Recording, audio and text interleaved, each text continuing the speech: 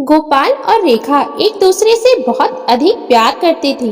दोनों आज अपने छोटे से गांव को छोड़कर एक दूसरे के साथ शहर जा रहे थे। गोपाल बस में आकर बैठा और रेखा का इंतजार करने लगा।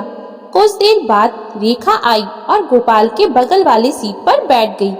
बस चल पड़ी। कुछ दूर निकलने के बाद गोपाल ने जैसे ही रेखा की तरफ मुड़ा तो वो रेखा नहीं, वो तो माला थी। बात 4 साल पहले की है, जब रेखा अपनी माँ के साथ अपनी नानी के घर गांव आई थी। वहां पर उसे बहुत अच्छा लगता था और अपनी नानी से भी उसे बहुत स्नेह था, क्योंकि रेखा की नानी भी रेखा को बहुत मानती थी। वो जब भी नानी के गांव आती थी, नानी उसे अपने हाथों के बने बहुत ही स्वादिष्ट पकवान बनाकर खिलाती थी, जो रेखा को बहुत अच्छे लगते थे। उसे नानी घर से वापस जाने का मन ही नहीं करता था। इस बार भी ऐसा ही हुआ। रेखा जब अपनी माँ के साथ अपनी नानी के गांव आई तो उसका यहाँ से जाने का मन ही नहीं कर रहा था और वो अपनी माँ से जिद कर बैठी कि अभी हम नानी के घर कुछ दिन और रहेंगे। लेकिन रेखा की माँ को अपने गांव वापस जाना था, क्योंकि रेखा के पापा को वहाँ खाने पीने में बहुत परेशानी होती थी। कुछ समय तो वो किसी तरह गुजारा कर लेते थे, लेकिन ज्यादा दिनों तक रेखा की माँ का अपने मायके में रहना असंभव था। इसलिए रेखा के जिद और नानी के कहने पर रेखा की माँ ने रेखा को और कुछ दिनों तक नानी के घर रहने दिया और ये बोलकर चली गई कि मैं तेरे पापा को कुछ दिनों बाद तुझे वापस लाने के लिए कह दूंगी। ये सुनकर रेखा बहुत खुश हो गई और नानी भी कि कुछ दिन और अपनी नातिन के साथ समय गुजार लेगी। रेखा को अपनी नानी के साथ बहुत मन लग रहा था। एक दिन घर में कुछ सामान घट गया और घर पर कोई मर्द नहीं था कि बाजार से सामान मंगवा सके। तो रेखा की नानी ने पड़ोस में रहने वाले गोपाल को आवाज लगाई और वो बेचारा तुरंत आकर नानी को जो भी जरूरत का सामान चाहिए था वो लाकर दे दिया। जब वो सामान देने घर आया तो पहली बार उसकी नजर रेखा पर गई, जिसे देखकर पहली बार गोपाल के दिल में कुछ एहसास हुआ। लेकिन रेखा ने उस पर बिल्कुल भी ध्यान नहीं दिया और गोपाल वहां से चुपचाप चला गया।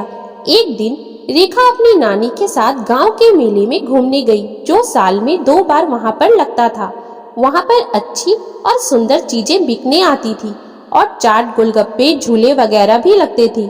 नानी तो झूले में बैठ नहीं सकती थी, इसलिए रेखा अकेले झूला झूल रही थी और इत्तेफाक से गोपाल भी उस मेले में आया हुआ था। उसके साथ में एक लड़की भी थी जिसका नाम माला था, जो गोपाल की भाभी की बहन थी। क्योंकि माला हमेशा नानी के पड़ोस में आकर रहा करती थी, इसलिए नानी भी उसे अच्छे से जानती थी और नानी ने रेखा और माला को एक दूसरे से मेले में मिलवाया। वो दोनों की एक दूसरे से जान पहचान भी हो गई। माला मन ही मन गोपाल को बहुत पसंद करती थी, इसलिए वो हर कुछ महीनों में बहाने से अपनी बहन के ससुराल आ जाया करती थी, जिससे गोपाल के साथ समय बिताने का मौका मिल सके। लेकिन गोपाल के दिल में माला के लिए ऐसी कोई भावना नहीं थी। उसके दिल में तो रेखा का चेहरा जैसे बस सा गया था। वो हमेशा यही इंतजार में रहता कि रेखा की नानी को कब गोपाल से काम पड़े और वो उनके घर जाकर रेखा को देख सके। अब जब भी कोई काम होता, गोपाल दौड़कर नानी का सारा काम करने लगा। क्योंकि गोपाल का स्वभाव बहुत ही नरम और संस्कारी था, इसलिए रेखा को भी धीरे धीरे वो अच्छा लगने लगा। दोनों में दोस्ती भी बढ़ गई। रेखा को खाने पीने का बड़ा शौक था, इसलिए गोपाल रेखा के मनपसंद से कभी गर्मा गर्म समोसे, तो कभी कुल्फी, तो कभी जलेबी लाता रहता था और रेखा के मना करने पर भी उसे लाकर खिलाया करता था। इस बात की जरा सी भी भनक माला को नहीं थी।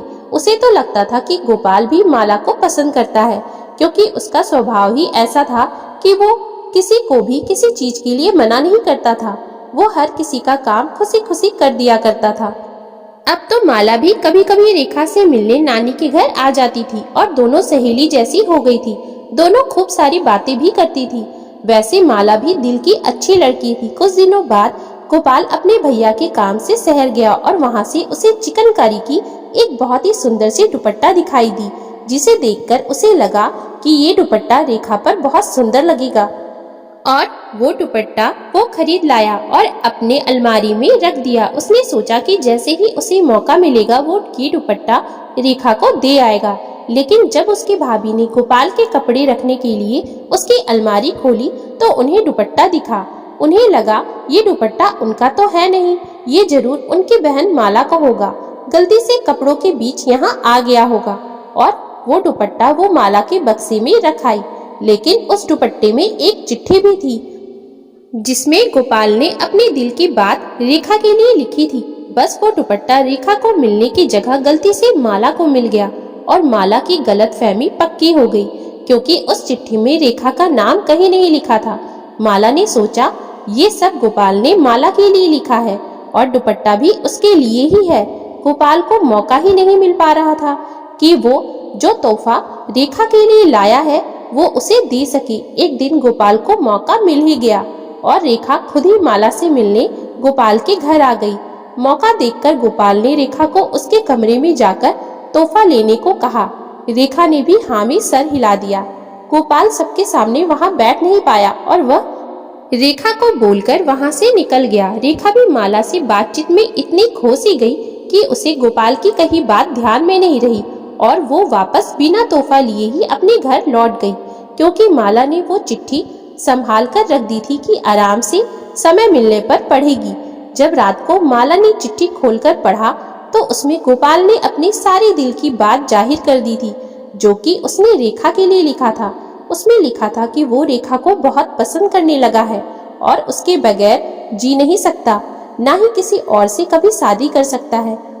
और ये दुपट्टा बड़े प्यार और मोहब्बत से वो उसके लिए लाया है, जिसे ओढ़कर वो अगर बस अड्डे में आ गई तो वो भी समझ जाएगा कि रेखा भी उससे शादी के लिए तैयार है और वो लोग शहर चले जाएंगे, क्योंकि गोपाल रेखा के पिताजी से मिलना चाहता था और उनसे रेखा का हाथ मांगकर आशीर्वाद और आज्ञा लेने के बाद ही रेखा से शादी करना चाहता था।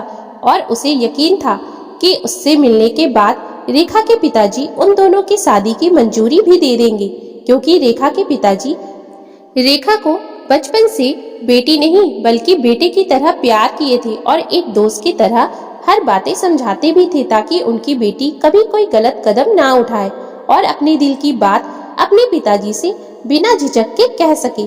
लेकिन चिट्ठी में रेखा नाम कहीं पर ना होने की वजह से वो माला ने चिट्ठी में सब कुछ लिखा खुद के लिए समझ लिया। वो खुद ही वो दुपट्टा ओढ़कर बस अड्डे चली गई और जब गोपाल उस दुपट्टे को ओढ़े हुए लड़की को देखा तो उसे यही लगा कि वो रेखा है। और जब वो उससे बात करने के लिए उसकी तरफ मुड़ा तो वो माला निकली, जिसे देख वो चौंक गया। माला को देखकर गोपाल के तो होश उड़ गए कि जिस जगह पर रेखा को होना चाहिए था वहाँ पर माला कैसे पहुँच गई।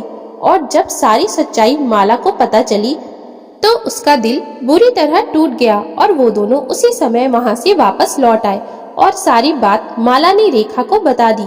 उसने रेखा से कहा कि गोपाल एक बहुत ही सुलझा हुआ और शरीफ लड़का है, वो तुमसे सच्चे दिल से बहुत प्यार करता है, तुम दोनों शादी कर लो, वो तुम्हारे सिवा और किसी से भी शादी नहीं करेगा।